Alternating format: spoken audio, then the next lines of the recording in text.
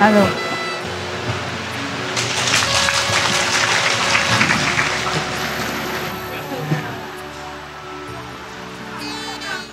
À? 好美啊，真的啊。这样也是好美啊。哎呀，穿什么都说美，怎么办？中国味道哈，啊，你们喜欢哈？啊，中国的味道。看到你们来这么多人，我也很高兴。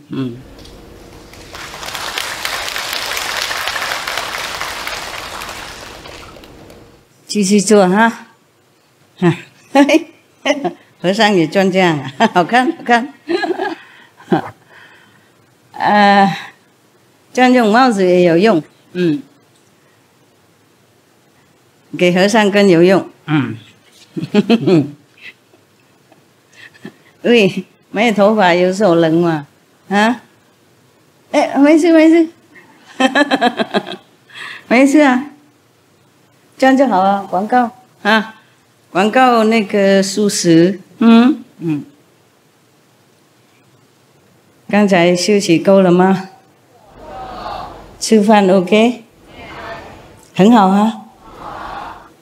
好，那我们今天有一个字，就是其中一个那个算命的，他就说这个儿子哈生出来哈，就会可以当成那个 Chakravarti， 懂不懂 Chakravarti 是什么东西？ You know what it is? This son will become Chakravarti. Anybody know Sanskrit? No? Nobody know? I think it's kind of 转轮圣王啊。I don't know how to say that in English. It's almost like divas, you know, almost like gods. Yeah, the gods in heaven. So never mind. We continue, huh? Meaning, this prince that's going to be born will be very, very great. You know, super above human. Yeah, above human standard. Chakravarti. Very, very highly evolved being, yeah? A little above human. Yeah. But, you see, the seer, the fortune teller, told the royalty that Maharaj, according to the scriptures, there already have been 12 Chakravartis. So the prescribed number for this cycle of time. However, one Dhamma Chakravarti, mean the emperor of religion, is still to be born. This is a bigger one, maybe king of the Chakravarti. So there's one more to be born.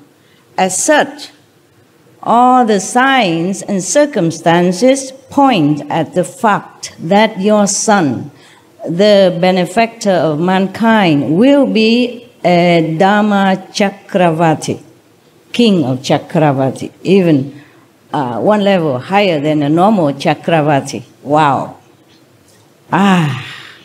What a being, yeah. Not born yet, and so much praise, so much position, high standard already predicted about him.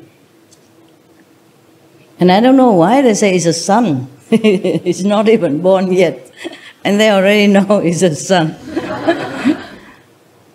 King Siddhartha amply rewarded the dream readers and sent them home with due honor.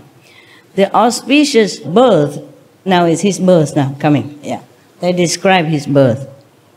It was springtime and the nature was in full bloom. The atmosphere was clean and pure. Cool and fragrant breeze infused joy in every particle of the nature. In the soundless quietude of the midnight, the sky was fluorescent with milky moonlight. Auspicious sight. Yeah. The auspicious date was the 13th of the bright half of the month of Chaitra, Hindu month. Okay, we have too many calendar, and now they have to include my calendar as well. So we have one extra calendar. I'm good at calendar. I don't just read. I give you big, long explanation and every other thing. It become a calendar. And I hope I'll be famous as a calendar maker. Special calendar. So the moon was in conjunction with the Uttarapaguni Nakshatra, okay, meaning lunar mansion, the sign of victory. At that auspicious moment, Mother Trisla gave birth to a divine child. The child was the embodiment of divine light. As soon as he was born, the world was filled with radiant light.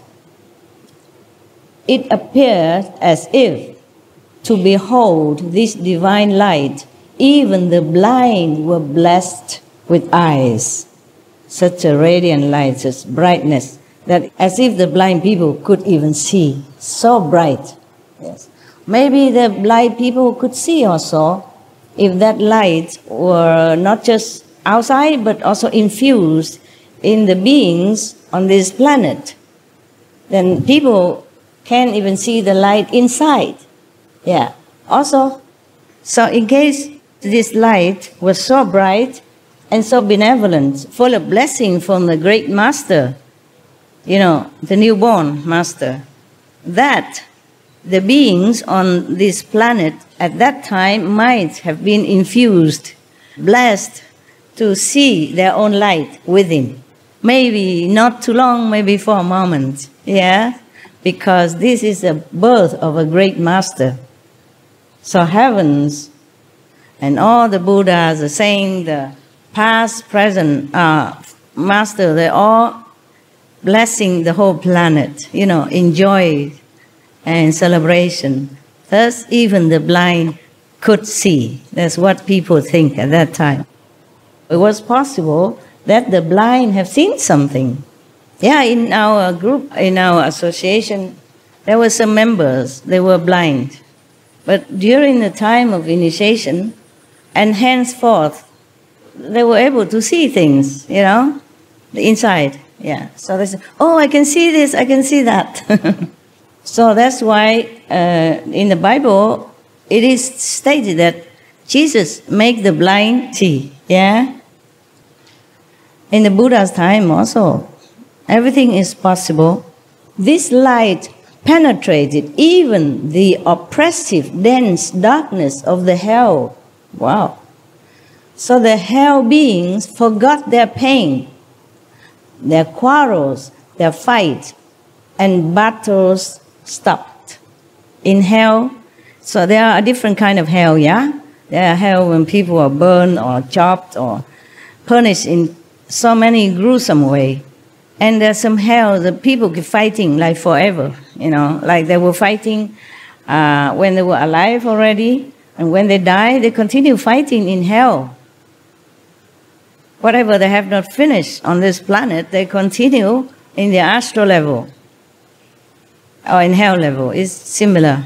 So make sure whatever you quarrel with your wife or husband, finish it, yeah, before you die. You might continue fighting elsewhere, and I'm not responsible. Okay, this is personal, private business. It's not my job to interfere. So all the battles, you know, in hell, or maybe between hell and heavens, also stopped then. Wow. There should be more masters keep being born, huh? And then peace will reign on earth and everywhere.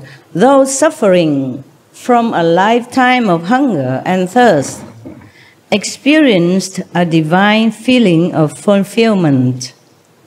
All around, cool and fragrant breeze started blowing. Patients of chronic ailments felt cured, even healed the disease. Natural enemies too had a surge of a feeling of mutual goodwill and love. All the three worlds, heaven, earth, and hell, were filled with waves of happiness. With the birth of the child, the whole atmosphere underwent a strange change for quite some time. Isn't that wonderful? Hearing the news of the birth of Lord Mahavira Swami. Swami is the title of somebody who renounced the world to become monk, okay? Yeah. He was just born, and they, just for respectful addressing, they call him already Mahavira Swami, because as you know, later he will renounce the whole kingdom, everything, and went on to be an ascetic renunciate, a monk. Hearing the news of the birth of Lord Mahavira Swami, at that time the whole kingdom did not know that he will become a Swami yet. Actually, Swami in India, they address to people who has no more attachment to the world, not necessarily a monk, but mostly it is addressed to monks or nuns, Swami, just a title in Sanskrit means monk, but they address him first for respect, yes. Now, all the inhabitants of the dimensions of gods danced with joy. Even the gods in heaven were dancing with joy. I didn't know they could dance in heaven. Do they have music like cha-cha-cha or something? First of all, the kings of God, Sakrendra, means chakra, is similar, okay? Short is sakra, long is Sakrendra. I mean that God who always tries to make trouble for the Buddha and other practitioners. In other story I told you, remember? I don't remember. Okay, I remember. That's good enough. I remember for all of you. So many stories about Sakra and you don't remember him? You should. Because he's very, very troublesome guy. Yeah. When you sincerely vow that, I'm going to save all being in hell, or all being on the planet, or being on the universe, then he'll come, pay you a visit. And what a visit, you know, right? He's going to make a lot of suffering and trouble for you. See if you really are sincere, really devoted for your goal, or this selfless sacrifice for others or not. Or just a little test, and then you give up. Little test for him. But for us, poor practitioner is hell. Excuse me. You know already, huh? Many stories I told you. And then come some more from this story, just to remind you in case you forgot him. Don't ever forget this guy, okay? If he come near, you immediately recite the 5 names, pray to all the master in the world, in the other world, to help you, protect you quickly. Otherwise, you will become 1,000 pieces before you can even recite anything or become Buddha or anything. This is very scary, this guy. So, the king of the gods. Not God, big God, but small God. You know, like the kings of devas. I don't know why they call everybody God like that. Should be only one God, you know, but these are smaller gods. So we can call them devas, but they call themselves gods like that. It's in India. So they translate it like that. You must know this is not almighty God, okay? Just a small God. Yeah. It's just like there is a big king who have control over many small kingdoms. And they call him also king. Or maybe Maharaji means great king. And other is just Raja. I mean small king, but still king. So the king of God came. He personally came and bowed before the Lord. And then circle, mambulator, Mother Trishla 3 times. I mean, walking slowly around. If you circumambulate someone, that means you have utmost respect, just like circumambulate the Buddha when he was alive or any other saints. You know, in the old time tradition like that. And they also bow to the Buddha with the forehead, touch their feet, or the saint or their master, to show the most respectful gesture. So he circumambulate the mother even, the Queen Trishla 3 times. Sometimes they do it 7 times. It depends. All the gods, goddesses, and lower gods, is still lower than this god, like a Gandharva, Kinna, etc., sang and danced and celebrated the birth of the Tirthanka with gaiety, with joy, yeah. Gandharva, do you know, yeah, right? I told before, no? If I'm not wrong, he's the god of music, yeah? One of them incarnated in Vietnam in the recent years. He passed away already.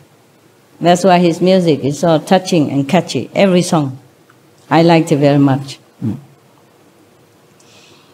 According to the Kalpa Sutra, on the night of the birth of the child, first of all, 56 divine maidens from all directions, their title is Disha Kumaris in Sanskrit. They came from all directions and performed the first cleaning and other necessary post-birth duties. Sakrendra and other gods then took the child to the peak of the Meru mountain and gave him the first bath and anointment. They sang songs in honor of the divine child. You know Mount Meru? In India, it's supposed to be very sacred. It's often mentioned in the Buddhist sutra. Like the Buddha would go to Mount Meru, you know, and preach something or do contemplation up there. It belongs to the Himalaya range, okay? At dawn, a maid named Priyamvada rushed to King Siddhartha and announced. The king did not know yet, because the birth was in the night. Perhaps the queen wasn't in the palace.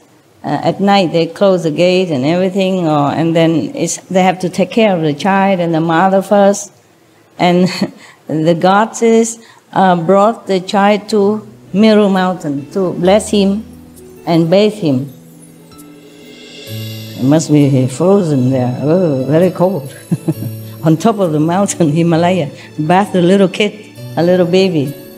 But they are different, they are divine people, so probably he won't feel any cold.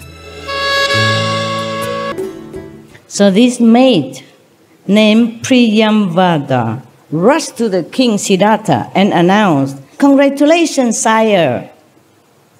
Many congratulations.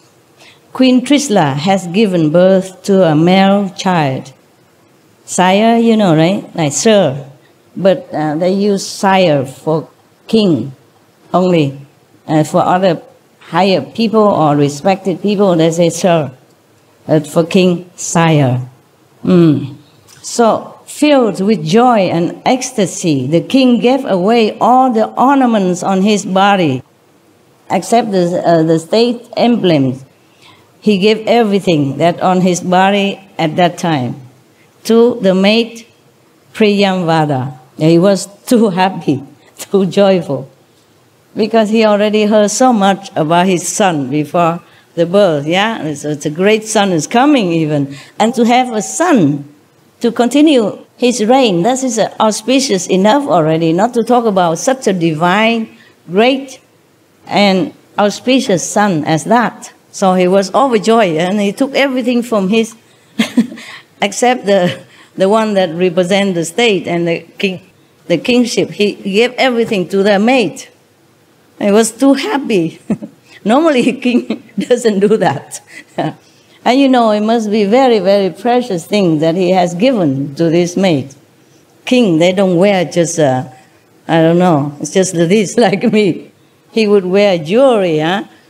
Diamond and rubies and lapis lazulis, whatever, you know, the best in the kingdom, and the best and the biggest and the most flawless jewelry that he would wear on his body as a symbol of authority and wealth.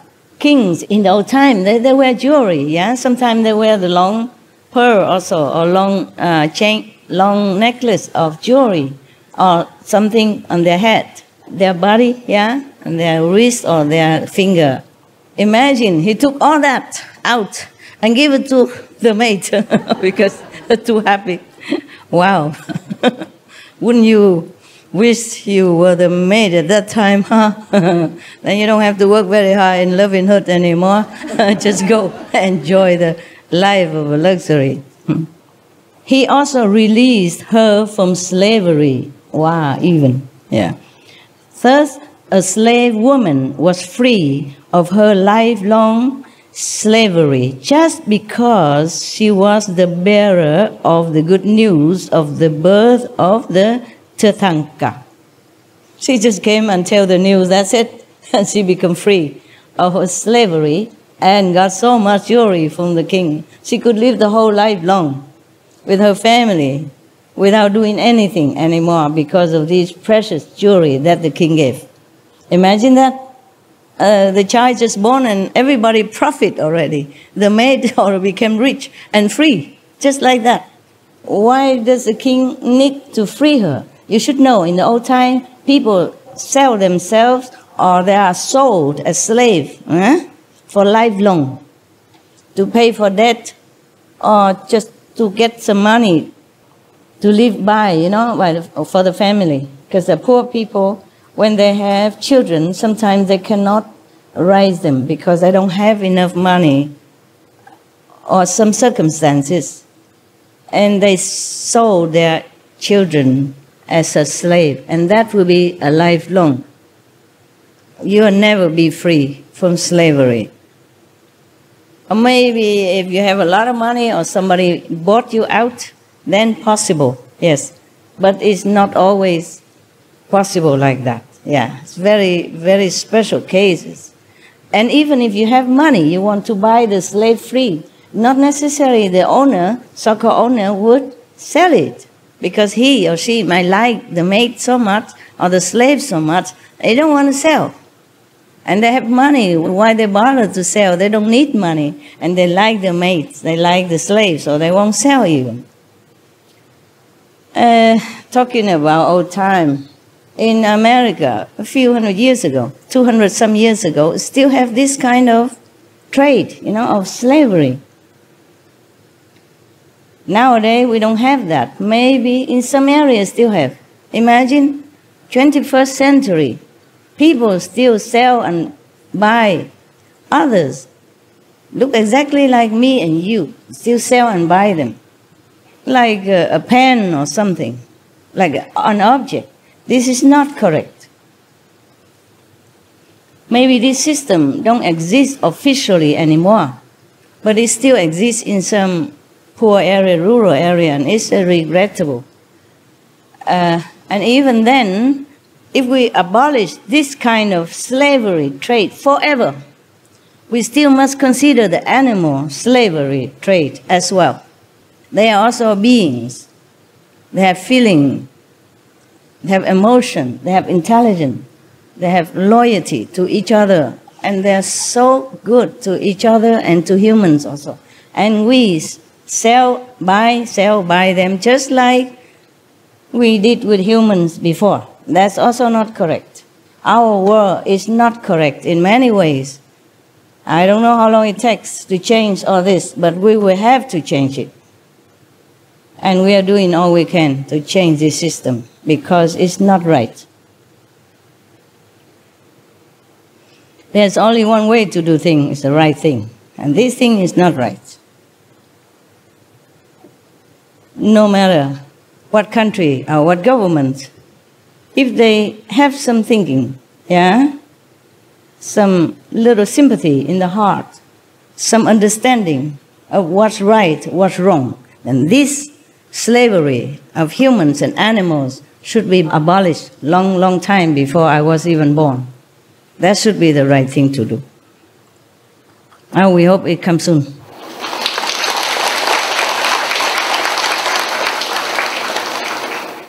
Now, the prince was born. So of course they're going to celebrate, huh? And they're going to describe to us the celebrations of this great being called Mahavira. King Siddhartha called his prime minister and ordered thus, tell the officer in charge of celebrations to organize unique and special birth celebrations. After the king's order, all the highways, roads, and lanes in the town of Kastriyakund were cleared. Perfumed water was sprayed, and bunting, garlands, and leaves were lavishly put everywhere. Sweets and gifts were distributed. People danced with joy. The whole town echoed with felicitous songs and music. Yeah, big celebration. Maharaji Siddhartha had an inspiration.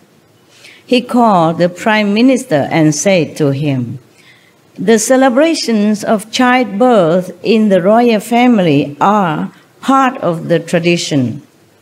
However, on this particular occasion, I want something new, something unique." So the minister humbly submitted, "Sire, express your wish and it will be carried out like your order." King Siddhartha said, "Today announce a general amnesty. Free all the prisoners, write off all the debts, distribute money to the needy, allow 50% subsidy on all purchases from all traders, open centers for distribution of food and clothes to the poor, old and invalid, and liberate old and sick slaves as well. Thus, let the town folk join the celebrations free from misery, hunger, and bondage." Wow, there's a great pardon from the king. Really great amnesty. Yeah. So the order of King Siddhartha was carried out, of course, yeah. Who dare not, huh? Chop, chop. The celebrations continued for 10 days with unprecedented enthusiasm.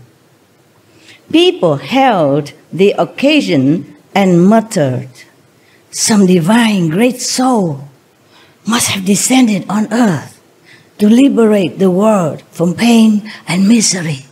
They're talking between each other.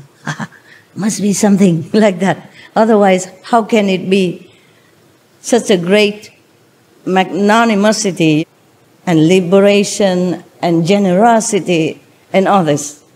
When the name-giving ceremonies approached, King Siddhartha said to Devi Trisla, "Devi, there has been a continued increase in our wealth, power, and happiness. As such, I think we should name the child as Vardhaman. Vardhaman means ever increasing, always progress, improved." Queen Trisla consented with joy. "Oh, Maharaj, you are absolutely correct. Good wife, good wife. This child is certainly going to accelerate our all-around development." Yes.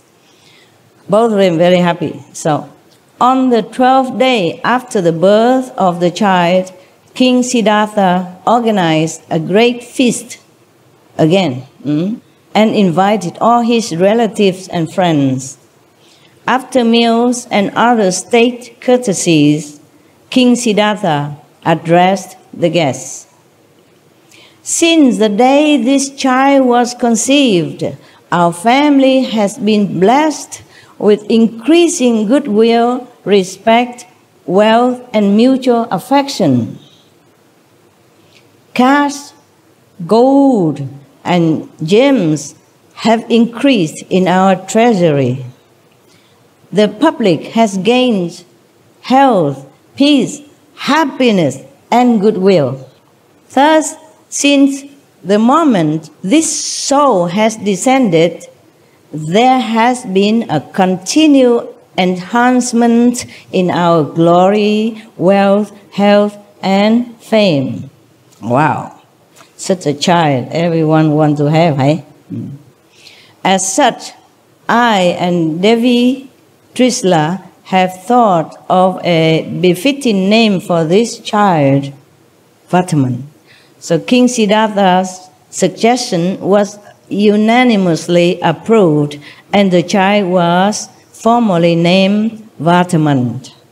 Now they are telling the story about his early life. Okay.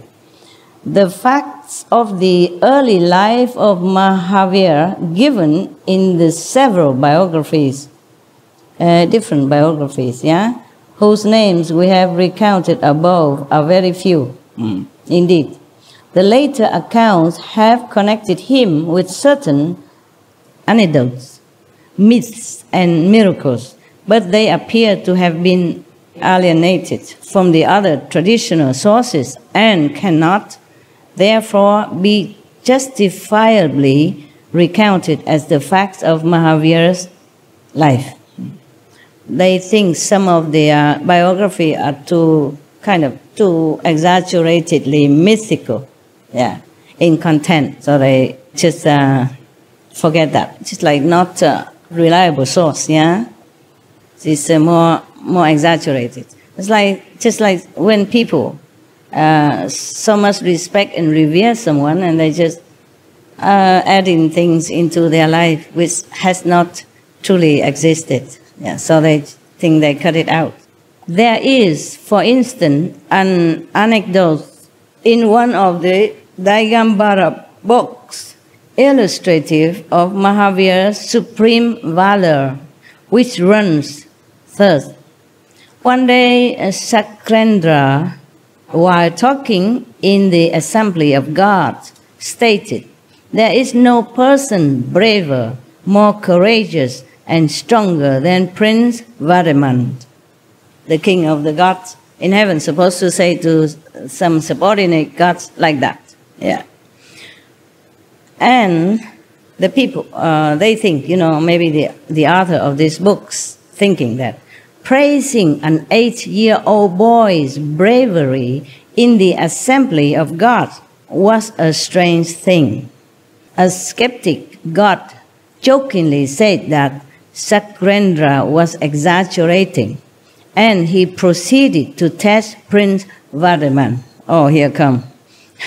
Here come the test. It is possible that the king of God truly was praising the Prince Vartaman. And why not? Just like the Buddha, when he was born, he was only little, but all the gods and the angels and the other saints already surrounding him, bless him and love him. And why not? The god Chakra is supposed to know him, yeah? Because he was the one who took Vartaman Prince all the way to Mount Meru to bless him and bathe him. If such a incredible person or being going to be a great saint and save beings on this planet, and even save beings in heavens as well, then of course the kings of God would know, even before the birth of the child already. And that's why when the child was born, he was present and took the child up to the Mount Meru to bath in the purest water of the mountain and bless him already. How could he not praise him? In the form of a child, inside already there are godliness, already saintliness, yeah, already compassion, mercy, and love. So the God should know, yeah. And if he prays the 8 years old kid in the God assembly, I don't think anything wrong about that. I don't think there's nothing rare about that or unbelievable about that. Do you? No. You think it's strange? No, of course not. Of course not. In the Buddhist Sutra, I think Lotus Sutra, it's recounted that 8 years old dragon daughter, yeah, has already became enlightened. 8 years old only, yeah, so why not? The Buddha also know about that. And also praise her or tell in front of one of his disciples. I forgot, long time. I read this maybe 40 years ago. Huh? So these things are nothing really very extraordinary. Huh? In the kingdom of gods or the Buddhas or the saints, these things are normal. Only for the mortal people, they don't understand. They think, oh, this is not possible. So they doubt the event in heaven, whether or not it really took place. I think it could have taken place. And this is nothing strange. And if it's written here, I mean, or in other biography, that means maybe one person, very highly spiritual, developed, it could have gone and have access to heaven and probably heard about that or see that. Just like Buddha's disciple or Jesus' disciple or any saint's disciple, they have access to heaven. And they can hear discourses or discussion from different gods in heaven. So they came back and they wrote it down. So it's nothing really strange. Many of the Buddha disciples also went to many different heavens to listen to Buddha discourses up there. Like when Buddha went to Sita heaven to give a lecture on behalf of his mother. Somebody came home, came back and recounted. So it's nothing strange about that. But I guess this is a biography of a great master who has been long gone. So the people who wrote this or who translated or who maybe gather informations about the great master, past master, probably not be able to capiche that. Okay? But you capiche, no? Yes. I hope. No need to even say like the God or the kings of gods even. When I was 8 years old, I picked up one of the book or something, a prediction that one child is born in Asia. Right now, that child is about 8 years old, and she or he going to be very great in the world. No need to be the God to even predict that. They even see it everywhere. There are some seers, you know, great seers, great clairvoyant who has ability to see things that other people don't see. And not to talk about, no need to talk about a great master. You know, in India or anywhere, there always have been, and there always exists some great seers and great clairvoyants all time. Nowadays, even in Tibet, for example, before the 14th Dalai Lama was born, the great seers, the monks, the elder, the senior monks, who can see things, who know things, who are trusted, you know, with inner knowledge as well. They went everywhere to look for the child who is supposed to be the reincarnation of the Dalai Lama, the next Dalai Lama, which is the 14th Dalai Lama right now. And it's not the first time they do that. They always look for the Dalai Lama reincarnation, you know, different succession. They always did that. And the 14th Dalai Lama also into the same category, that they also went everywhere to look for the child. After the Dalai Lama, the past Dalai Lama died, then they will start looking already. If the soul of that Dalai Lama has reincarnated somewhere, and they find him, they will always find him and install him back in the throne as the next Dalai Lama. So there's nothing mysterious about whether or not the God, the King of God in heaven has praised Prince Vartman when he was only 8 years old. I think it's very, very possible that this is really a true story. I mean, why would people say such thing when it's not true? If they understand about spiritual practice and they understand about the precepts, they would not tell lies, especially lying about a master, a great being like Vartman Mahavira. I think. Me think. Okay. Thank you. You all disciples, so all of you always agree to everything I say. This is good. Make me feel supported. But it's logical, right? Yeah, citing so many examples, then you would know that. This is a continue the story that some of the people doubt whether or not it's true. So this is a continuing of that story. So one of the skeptic got in heaven, I jokingly said to Sakra that the king of God was exaggerating. So he wanted to test the prince whether or not he's really the bravest, the most courageous being or not. Oh, oh my God. I'm terrified already. When the gods of this kind of heaven come down and want to test you, oh, I don't know, you cannot run anywhere. Okay? Even the best spy, the best CIA agent on this planet were to chase you, to hunt you down. You will have more chance to run away than if this God, one of these gods come down and try to catch you. Nowhere to run. You cannot escape. You just have to sit there and have to endure whatever they want to measure upon you. This is terrible. I'm already scared. Yeah. Okay, now this God from this heaven, they are specialized in making trouble for a practitioner. And it's not the prince's fault even. He's only 8 years old kid. He did not even say, oh, I'm this, I'm that, I can do this, I can do that, and I want to save the planet. Be fast, go read nothing. He didn't do anything. It's not his fault. If he grown up already and vowed to save all beings or saying such a great thing like that, then possibly the gods should come down and test him.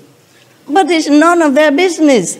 I'm telling you, I really don't like these gods at all. They should just mind their own business. In heaven, they have everything they need. They're so happy, joyful. Why do they mess with us? We, the mortal, we do nothing wrong to them. Never mind. They still want to come down and mess with you. Terrible. So, said and done. This God, not the Sakra God, but the smaller God, maybe subordinate God, say to the king that he's going down now to test Vartman, just because the king of God praised him. The king of God praised him, not the prince himself. He's only a kid. Oh, see what he's doing. Okay. If you're scared, just block your ears. Now, Vartman, the prince, was playing with children of his age in the Chnatkan jungle.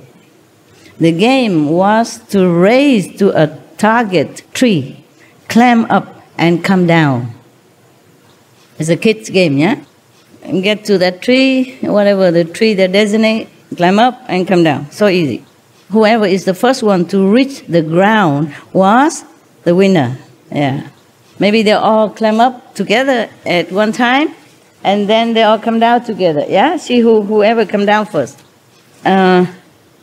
So Vartman ran the race and was first to climb the tree. They probably do the timing. And then the boys on the ground saw a ferocious cobra slithering up around the trunk of the tree. The boys see that. You know who that is already, right? You can guess, right?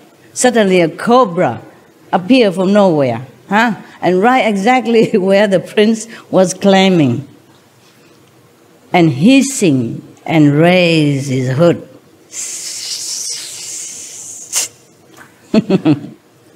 The boy started trembling with fear and run away. from a safe distance. They run away far away already from the cobra, and they shouted to the prince, "Vatman, do not come down. There's a black serpent on the tree trunk. Don't come down." Vatman, already on his way down, saw the snake and also heard the call of his friends. He shouted back, "Be quiet, don't be afraid." So he jumped down. The snake followed him and hissing and leaped at Vatman, jumped at him. Yeah. With astonishing agility, the prince caught the snake by a hood and with a jerk threw it away like a piece of rope. He caught him. Wow. As we would thought, huh? After this, the boys started playing another game. This game called Tindushak. This game was also a race to a target tree. The winner was to ride piggyback on the losers and return to the base. So whoever loses have to carry the winner on his back and then run all the way with the winner on the back, run back to the base. The god who had come to test Vatman also joined the group in disguise as a boy. Okay? In the game, when Vatman won, the god got Vatman on his back and started back to the base. The god was the loser then, one of the losers, so he has to carry Vatman on his back and run back to the base. Yeah. But on the way, he transformed himself into a giant. With the prince on his back, the god flew into the sky. Big giant carried the prince, flew into the sky. The boys shouted with fear, "Vatman! Vatman!" But the prince was very undaunted. Hit the giant with his mighty fist. Boom! The god cried. The giant god cried with pain. Probably he know where to hit, nah? Maybe here or eyes or whatever. I don't know where he hit, but the god was crying in pain and had to land back on the ground. Vatman jumped from his back, but the culprit disappeared, and in his place appeared a god who begged Vatman's forgiveness. I like that. I like that very much. So, I don't know if I should like it, because we're not supposed to hit somebody else or anything, but this guy, he deserved it. He messed up, and he's bigger than Vatman. So, I think it's okay. If it were me, on this giant back, I would also probably given him some of my kung fu. Yeah. Yeah, he has no business to go there and mess with the kids' game, and then took him to the sky, scaring all the kids like that, right? Bad boy. So the god came down and then kneel on the floor and begged the prince to forgive him. Fine, I like that. Now, Indra, I want to test him as well. Oh, there's a next test now. My God, what is this? His life has to be tested all the time. What for? Now, in the school, when Vatman entered the 9th year of his age, his parents thought that it was time to impart martial and formal education befitting a Kshatriya boy to him. Kshatriya, the high class of India, and there are 4 classes. Kshatriya is the top class, yeah? The class of the warrior, yeah, of royalty. Well, I don't think it's the first one. I think the first is Brahman, no? Any India, help me? First is Brahman. Brahman, second is Kshatriya. Okay, correct, yeah. Lucky I remember, otherwise he was laughing at me, see that? Thank you. Yeah, I'm not Indian, you see, and I know all this since I was younger. And long time I don't use this kind of knowledge. For what? Yeah. I'm not Indian. And even Indian people not often remember these things. They have many other things to learn nowadays, especially learn computer and stuff. Nobody care about Brahma or Shakya or whatever the class. But in India, when you go to India, you still have to be mindful of these classes. You don't touch the Brahman class, okay? You don't touch their things. You don't try to go too near to them or utter something that's disrespectful. Even if you go in their kitchen, your shadow is already making trouble for you. If you cast your own shadow in their kitchen, for them it means contamination, pollution, in different kind, spiritually, and they don't like that. So therefore, the prince has to learn martial, not just formal education, but martial art as well, because he's a Kshatriya class, okay, warrior, They decided to send him to school. So when he went to the school, he offered his respect to the teacher, just like any other ordinary student. In spite of having all worldly knowledge since his birth already, by offering respect to his teacher, Vatman honored the age-old traditional ideals. Even if he knows everything already, but he went to school, he must offer respect to his teacher. Just the same like every other child, You maybe prostrate in front of the teacher, maybe 1 time, 2 times, 3 times, depends. And then you make some offering, That means you accept him as your teacher and you respect him. You prostrate to his feet, To show respect and obedience, Many of the Asian countries have this tradition. Maybe nowadays they don't do that anymore. But in some area, possible, still have some little tradition left. Remember last year, there was one Vietnamese old man got initiation, and he wanted to prostrate to me 3 times. He kept insisting that it's a tradition, Vietnamese tradition. You have to prostrate to your teacher 3 times. But I said, no, here nobody prostrate to nobody. So please don't do that. He was very reluctantly not doing it. He would have loved to do it with all his heart. I can see that. But I don't want to make it into a tradition here. Imagine 1,000 people just got initiation, and then I just sit here for 1 hour long, waiting for the prostration to finish. Understand? How do I have time to read books for you? I have to read book at home already.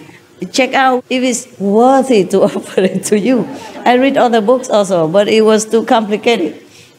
So I did not bring it here. I bring this one. It's a very good book. It's simple. Even child and adult can enjoy it. And I don't have to explain a lot. All I do is just know how to read English. Simple. So nowadays maybe we cut that. But in the Buddha's time, they still do that. And whenever any of the students wanted to ask Buddha some question, Buddha time is written in the sutra, but I guess in every other tradition in India, about Buddha's time, or nowadays even, they still prostrate to the guru, to the master, when they want to ask something, or when they first came in to greet him, when they came visit, not just the first time, but whenever they can visit the master, they bow to the master. And whenever they take leave, they do the same. I think we better not do anything, because if I let him do it, then everybody else would like to do it. And knowing you will take your time, and you will keep looking, and you try to do it very slowly, and 1 extra bow and 2 extra bow, and then, my God, it will take forever. Even I respect traditions, and it's not a bad tradition, but logistically speaking, it's not practical. Okay, I know many of you also want to do that. You keep asking me, but no. Okay? No is no. N-O. No. We don't need this kind of respect. We respect inside, okay? We respect by keeping the precept, by being vegan, by meditating diligently, yeah, and really trying to abide by the master teaching and try to go home. That is a real respect. Outer respect, anybody can do. Inside respect is harder. Yeah, I want the inside respect, and the proof of the respect, not just bowing on the floor. Anybody can do that. But believe me, after I die, they probably make a statue out of me and put me somewhere, and then people will still come bowing, because at that time I cannot forbid them. I cannot say anything. Right, so the teacher gave him the first lesson of the alphabet. Vatman listened silently. After some time, the teacher called him and asked, "Prince, you are just idling. Why don't you repeat the lesson and try to memorize it?" Yeah. The same like my father told me when I was young. "Why don't you ever study anything at home?" I say, "I know it already by heart." So I read it to him, and then he believed me. Yes, I read without a book. Yeah, without a book. So in reply, Vatman recited the full alphabet for the teacher. The teacher was very, very surprised. While he was trying to fathom the surprising capacity of the little boy, an old man, an old Brahmin with a tilak on his forehead. Yeah, you know tilak, right? India people, they put some red dot in front of your forehead here, between the eyebrow, a little bit up. Good idea, no? That was a tradition before. The teacher would have put something here, yeah, so that the disciple always remember the third eye. So they reminded each other, huh? Or when they look in the mirror, seeing the tilak in front of the forehead, they would not forget where to concentrate. Yeah, it's a good idea. Everything you know of value is inside you. So whatever I told you outside, I told you already, it's just pastime, no? It's worldly knowledge. Whatever truly divine knowledge is imparted to you without language, without words. So you have that already, yeah? And every time you come to see me, I just entertain you. So now we continue with the prince. The teacher was very surprised and was trying to really understand the magnitude of this boy's intelligence and capacity. So there was one old Brahmin with the tilak on his forehead entered the school. Yeah, one day. The teacher greeted him and offered a seat. The Brahmin asked some complex question on grammar. The teacher could not reply and remained silent, looking down in shame. He cannot answer. Yeah. So the Brahmin smiled and said, "Acharya, please do not bother yourself. Teacher, don't worry, Maybe I will ask this little new student of yours. Maybe he can solve my problem. If you allow me, may I ask him?"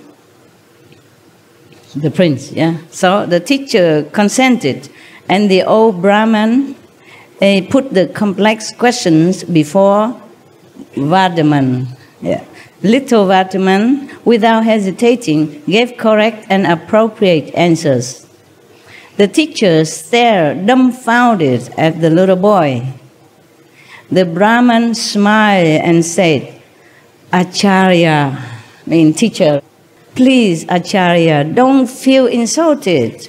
You are not aware that the sun of knowledge of this era is present before your very eyes as Prince Vardhaman.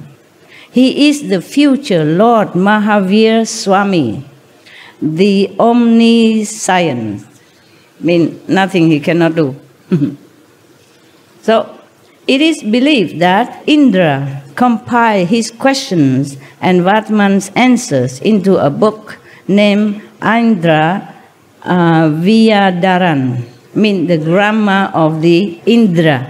Indra is another god, yeah? Maybe lower than Chakra, but also very powerful, okay?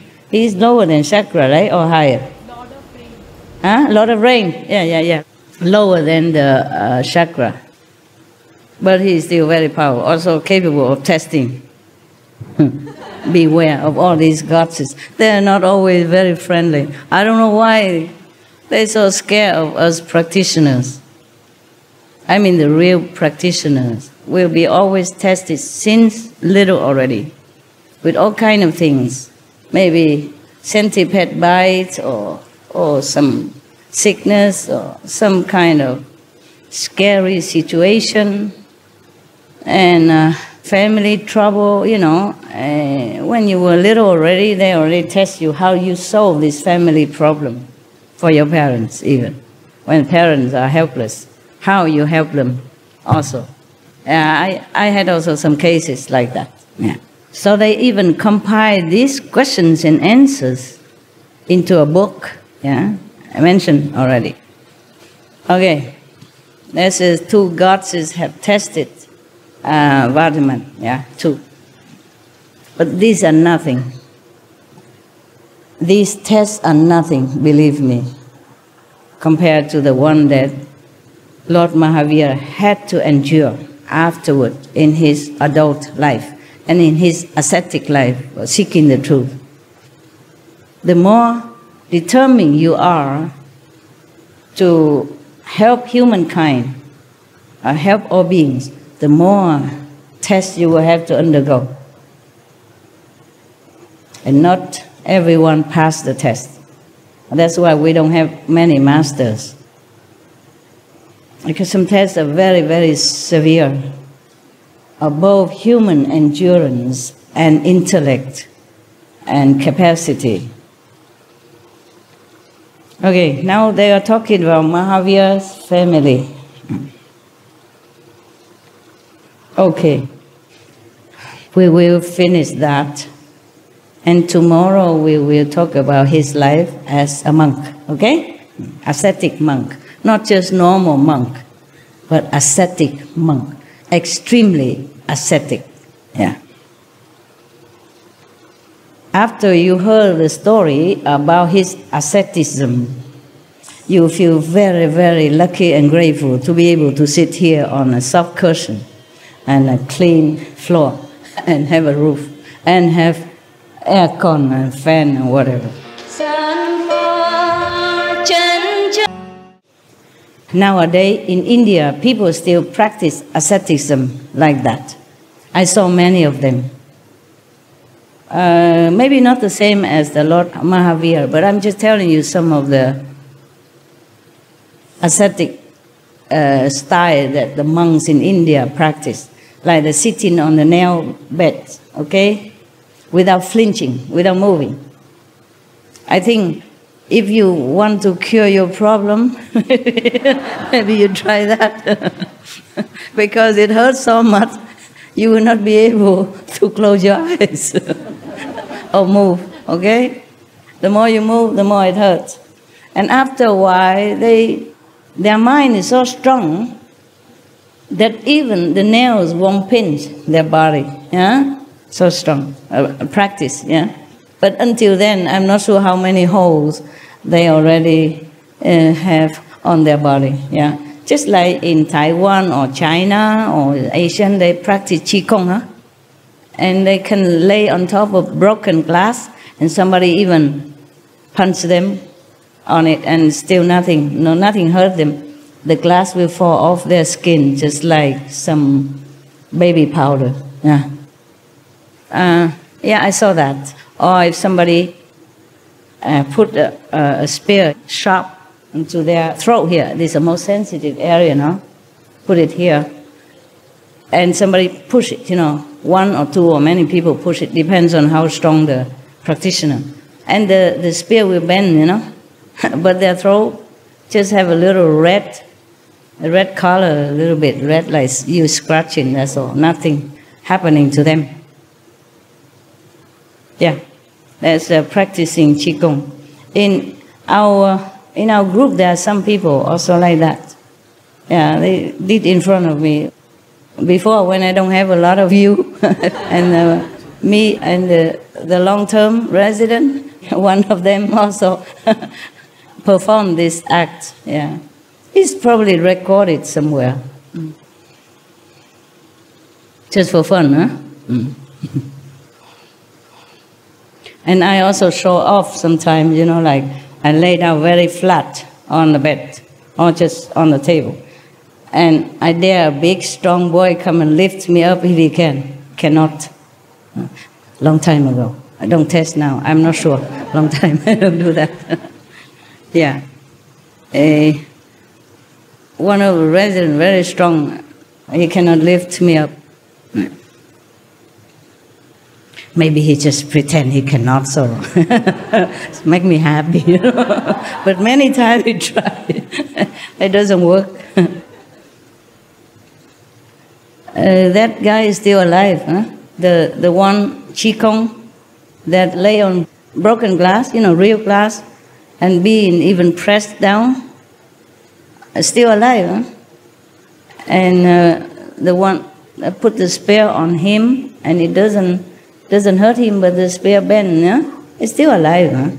I make them use their muscle power and Qigong power to do woodsmith instead, you know, making lamp and stuff like that. Making use of their power into something more practical. Yeah, nowadays it's very, very, very impossible, very, very unthinkable that somebody would go and push him down on the broken glass ever, or even use a spear to threaten him in the throat anymore. So I say, use that, use the muscle and the talent to make something more useful. And I have some Qigong master like that, you know, and some other kind of Kung Fu master also within our group, within the resident group. Outside, you know, your brother and sister, I'm sure there are many more different kind of talents. They have maybe magical power, they can chop wood, no need knife. It's very economy. You buy a wood for fire, tell him just chop it. No need to buy any axe or anything. There are some people like that, yeah. And some of your brother, or at least one that I know, can chop a small stone. Small stone is more difficult to chop, you know. You chop the bricks, it's more easy, yeah. Or not for me, of course, but more easy because it's bigger and it has more holes inside. Eh? But the small, compact stone from the riverbed, round and small like this, very difficult to break. Now, one of your brother could, yeah. I saw it. It probably also records from older videotape. You still can see it. Yeah, we have muscle around, eh? So now they talk about Mahavira's family. I told you I have calendar, no? Mean talk a lot in between. Okay, continue. The Chnat clan, to which King Siddhartha belonged, was same as the Ishvaku clan, to which Lord Rishabdev belonged. So Siddhartha and Rishabdev both belong to the Kashyap family. These people, these two families, are very proud that 22 Tirthankas came from the same family. Yeah. Mother Trishla was the sister of Chetak, the president of the Vaishali Republic. Because of the parental connection with Vide area, she was also known as Vidyahadatta Dina. Her third name was Priyakarini. Vatma's uncle, or King Siddhartha's younger brother, was Supashva. Siddhartha's eldest son was Nandivadan. Oh, don't ask me what's all this name mean. I just read Indian name, yeah? Probably some important personage. Nandivadan's wife was Jesatha. Vatiman also had a sister named Sudarshana. When and to whom Sudarshana was married is not mentioned anywhere. Probably not important. However, her son, Chamali, was a famous figure. Although surrounded by unlimited wealth and grandeur, Prince Vardaman's mind and attitude was completely detached and purified by the fire of discipline. It was like a lotus flower in the pond. The power and glory of the kingdom never attracted him. Even his marriage to Yashoda, daughter of Prince Samavir, was due to the affectionate persuasion and pressure by and from his parents. You know, arranged marriage. Yeah. Yashoda gave birth to a daughter. Even though he was married, he was not really attached to all that. So there is a difference between having things and attached to it. Or not having things, but attached to it. So there were two different ways of attachment and two different ways of detachment. Like one time, there was one very great yogi who was invited to a very rich person banquet, or maybe even royalty. And he just put everything in one dish, and he stirred it all up, he stirred it all the time. And the host of the party was thinking, this man, he's so rude. He doesn't taste one by one, and normally if you're invited somewhere, you taste some and you say, oh, this is good and that's good, to please the host as well, you know, as a manner, yeah. But he don't care, he put everything in, and he keeps stirring it. He not even eat it. So the host, the lady host was very angry, said, what kind of man is this yogi? He's supposed to be very greatly enlightened, but he has no manner. Why does he keep doing that? He don't even enjoy our food. It's all delicacy prepared for him and other guests as well.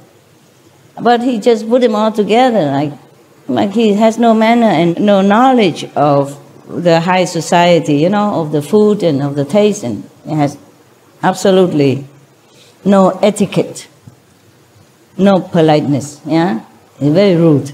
So one of his maybe friend or similar yogi class explained to the host, say, if he doesn't do that, then he will be in samadhi. He will not even be awake to attend your party. Yeah. He has to occupy himself, do something. So he put all the food there, but doesn't mean that he wants to eat them. Okay, he just do it. And like sometimes you, some of your sister, or maybe some of you or anybody would criticize some former king, like he has many wives. But I explained to you already, it's a duty only. He does that as tradition for his country. Also to try to have as many princes and princesses as possible, help him run his kingdom when he's older, or to marry off somewhere else so that they will strengthen a relationship between his nation and the neighboring countries. And mostly king, they don't even know who's going to be in his bed that night even. They just give him a lot of cards and he just pick one. And whoever the name is written on it, then will be his company that night. He like it or not like. It's better he doesn't like any, because if he likes one, then other wives will be jealous. Because mostly these wives are from ministers and from neighboring country. So he cannot favor any of them above the rest. That will make his kingdom shaky, yeah, and endanger his nation. So that is a kind of detachment also, I think. He just fulfill his duty. Many stories we read in, for example, Chinese tradition or Vietnamese tradition. If a king favor one of his concubines, then there's always some war or some trouble afterward. And the king would die, and concubine die, or lost the kingdom. Yeah, you know, right? Chinese especially. So here it's explained that even the Lord Mahavira was married to one of the princess here, royal family members, but he's also not interested. If he's not interested in the whole kingdom, why would he be interested in one woman? Because if he became a king, he could have many women, many concubines. Therefore, even if he's married and he is not attached, then it's very, very easy for us to understand. Very easy. Just like Prince Siddhartha, Gautama, the Buddha, he has also many concubines. He has only one wife, but many concubines. Concubines means also wives. It's a different degree. Yeah. Mean he can choose any of them also. Yeah, they are in waiting, like wife in waiting. So he also married and even have a son also, but he also left afterward to be an ascetic. Yeah. And later, Lord Mahavira also will do the same. The story is very similar. It's very surprisingly similar. Also prince, and also rich and famous and well and intelligent and strong and handsome and even married and have a kid and still forsook everything just to go seek the truth in all possible hard way. Yeah. Okay, so he married this princess named Yashoda. Buddha, before he became Buddha, he married to Yashodhara. Sounds similar name, eh? Yes. It's Yashoda.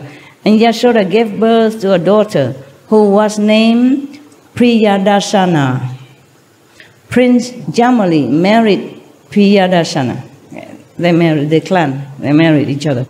According to Akaran Sutra, 3 names of Vardaman became very famous.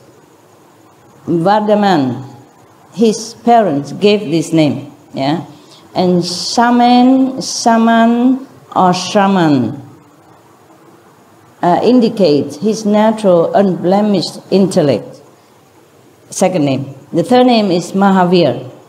This indicates his unique bravery, courage, and tolerance. The gods gave him this name. The gods gave him this name. My name, Supreme Master, is not given by my parents. Also, heavens gave to me. And that name gave me a lot of trouble. Not that I really like to pin it on my chest. Everybody said, "What? Supreme Master? Who are you?" Who are you? Call yourself Supreme Master. They ask all the time. So one time, I say, "Yeah, why not? I am the Supreme Master." What's wrong with that? Remember? Another of his names was Sanmati. Because of his purity of thought, he also became famous by his name, by this name. Yes.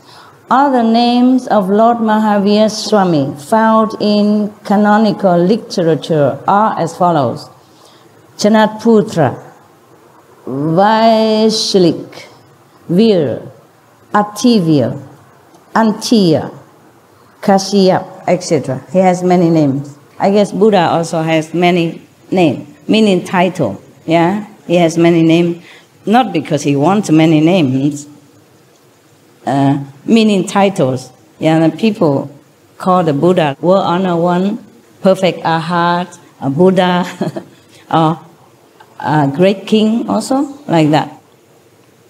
Detached from all mundane activities and desirous of becoming an ascetic. In order to pursue the spiritual goal, Mahavira was keeping the matter pending due to his earlier resolution. As long as my parents are alive, I shall not think of taking Diksha. You know what Diksha is? Huh? Vows to be monk. Something like that. Yeah. So when Mahavira became 28 years old, his parents took the last vow of continued meditation without food. In India, in those times, maybe still now, the people who practice spiritual. They take many vows, yeah? Like, for example, in the Buddhist tradition, the monks and nuns take many vows, yeah, but at one time. And the lay people, sometimes they take 5 vows, only precepts, yeah? And other want to practice harder, they take like 8 vows, yeah? Or 10 vows, yeah? And etc., etc. And at that time, at the Mahavira time, there are the last vows that you can take. Meaning, when you are near your older age and you're near death or something that you know maybe you are going to leave the world soon, you take the last vow. The last vow is that you don't eat anything until you die. You just meditate, pray, no food, no drink. So the parents took their last vows when Mahavira was 28 years of age. And then they died. Before that, of course, they gradually purified their souls and left their mortal bodies with a serene mental state. After their death, Vardhaman told his elder brother, now the elder brother became King Nadivatan. He told his brother, the king, the successor of his father, Nadivatan, he told him that he wanted to become an ascetic. Not normal monk only, but ascetic monk is harsher, yeah, more disciplined, more determined, okay, to get the goal. A normal monk maybe just follow Buddha, take some precepts, and just a very regular kind of life. But ascetic monks, different. They're really harsh for themselves. Like in India, I saw many monks, they sit under the hot sun of the hottest summer days with fire even around them and looking at the sun same time. That is one of their penance, one of their ascetic practice. And some practice forsaking everything, including their own clothing, that they don't even wear any clothes. They use ash to cover their skin, okay? And some ascetic monks sit on the nail bed, really sharp nail bed to meditate. And some standing on one leg to meditate. Some standing on the head for a long period of time, non-stop.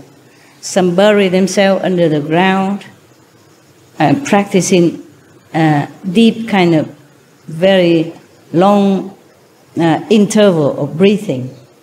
But don't do that, okay? These are special technique you have to learn. And you have to practice long before you can do that.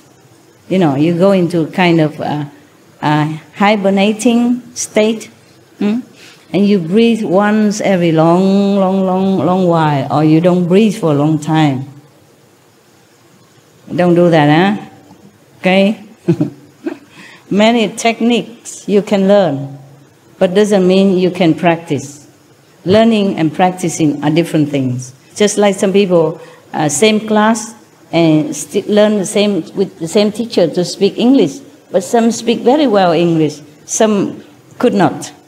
The ability is different. Some people also, like the yogi, they grow their hair very long like this, yeah, long, very long.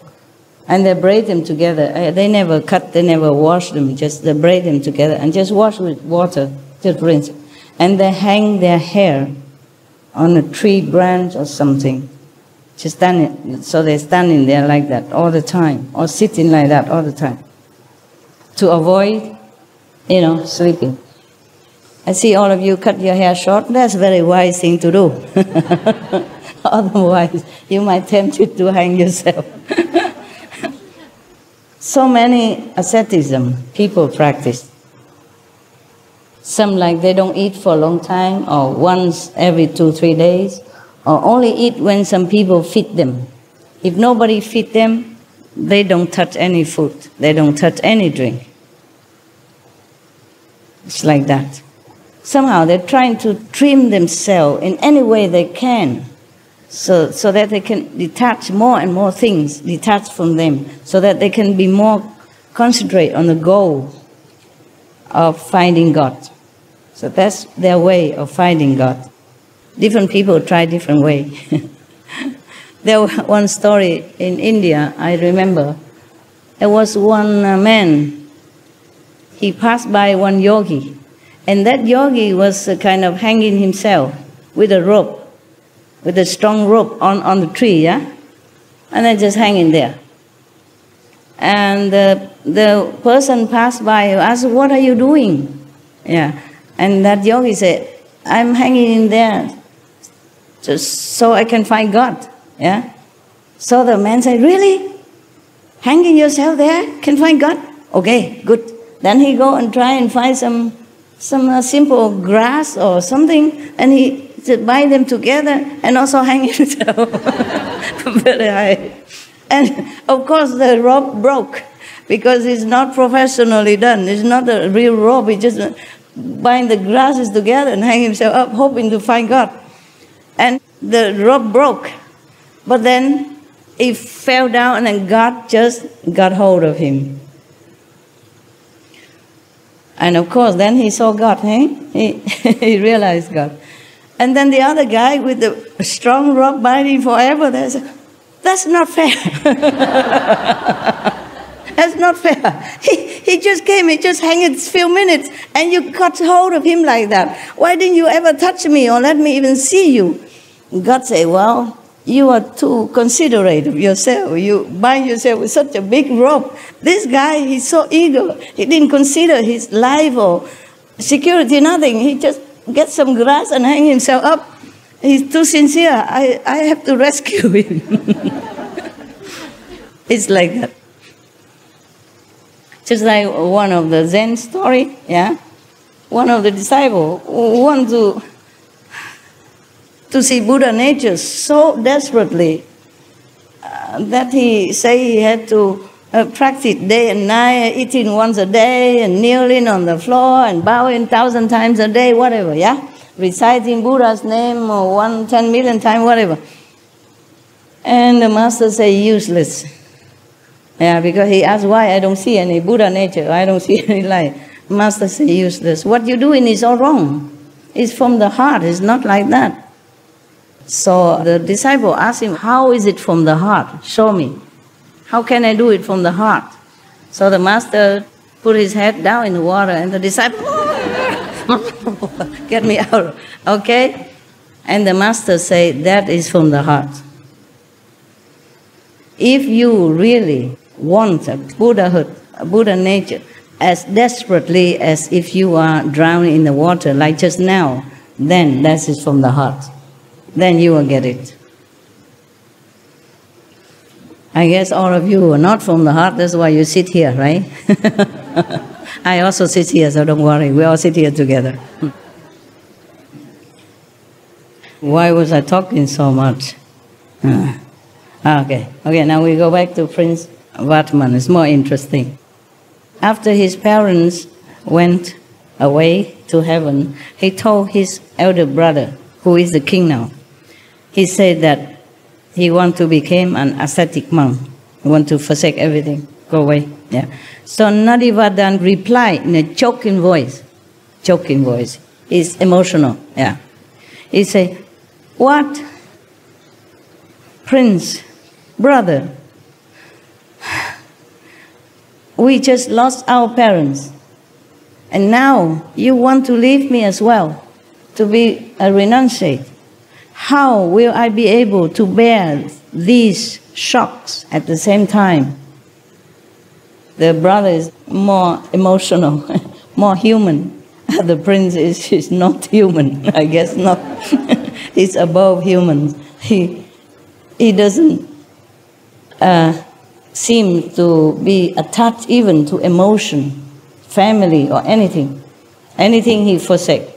So he begged his younger brother, Vadaman, please honor my desire. The new king said, honor my desire, please, and postpone your program for 2 years. Your program, he said.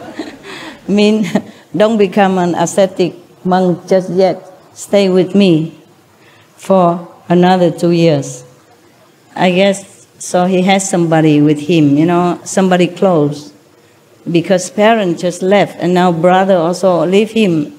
And he has just become a king, you know, a new king. Many things he has to learn, many things he has to take care. Many things he has to handle as a young king. It's a lot for him without any supporting love beside him. So he begged him to stay for another 2 years. So of course Prince Vardhaman, you know, has no heart to refuse. So he accepted his elder brother's request and stayed back for 2 more years. But during this period, he lived like an ascetic already, indulging in spiritual practices with due discipline. He prepared himself for his impending renunciation. Knowing about his resolve for renunciation, gods from the edge of the universe arrived and put forth the formal request. Now, the gods come down and ask him something. They ask him thus, "O benefactor of the world, your resolve is great. Please proceed on the path of renunciation and propagate religion for the welfare of the world." Oh, they did not ask, they just request him to do that, supporting him by telling him, okay, go ahead. So Prince Vardhaman gave charity 3 hours every day for 1 year long. Rich or poor, whoever came to Vardhaman was awarded whatever he desired. At the end of 1 year, Vardhaman was ready for renunciation.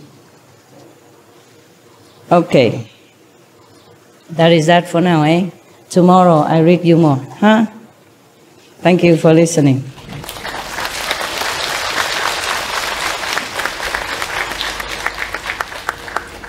So I let you meditate, huh? All this way. Yeah. The Buddha said there are 84,000 way of practice, right? We can add a few more for my disciples.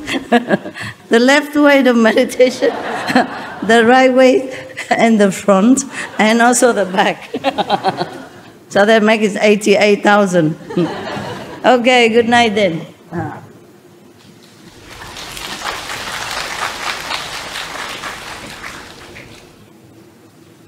Good story, yeah? Yes. See you. Thank you.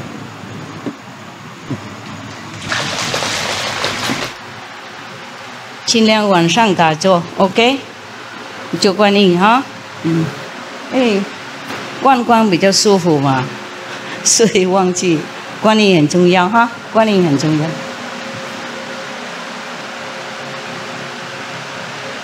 Love you 。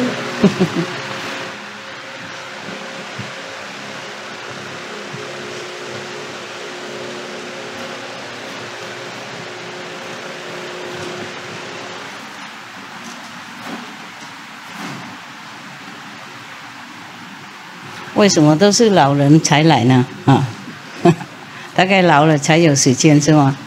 哈，小孩长大了哈，太太也累了，管你们管累了，就放了。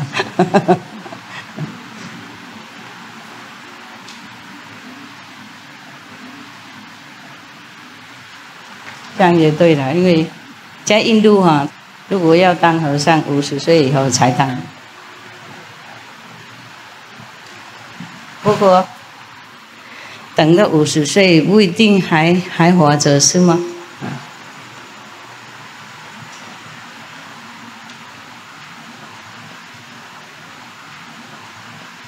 那个就是普通的和尚。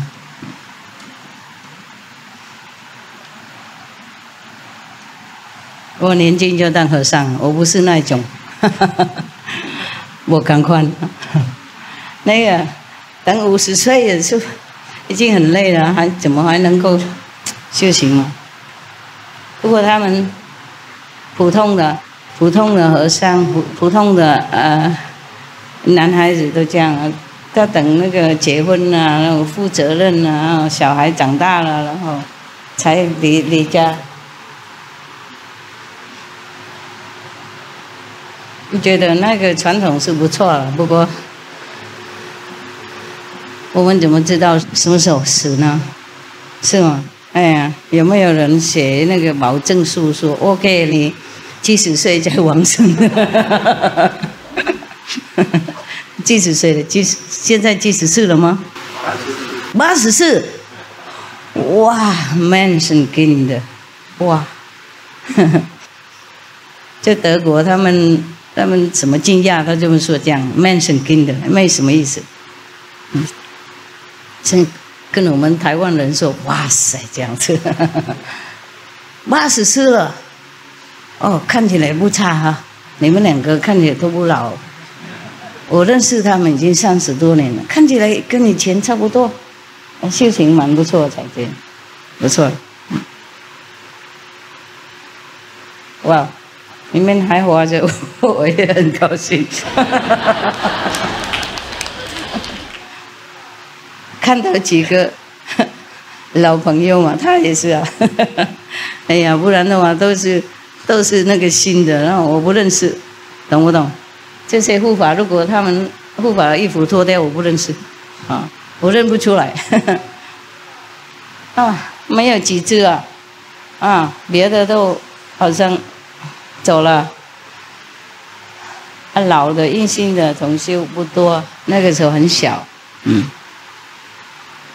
怎么还对师父信心到现在还不变呢？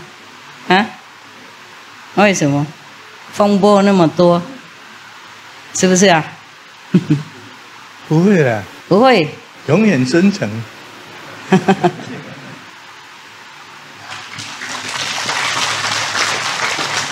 对了，我知道了。不过一直说风波那么多嘛，懂不懂？名誉不好，还是跟着。OK， 继续了。80多岁还这么强壮，厉害。他是道家的，道士的，不是普通的。有另外一个是道长，他离开了，那个人神通很厉害。这些人呢会看脸的，算师傅看好算好，生辰日子是不是真的名字才来的，所以卜杯都卜好了，八卦都看好，所以八风吹不动。我教他们几个是八风吹不动。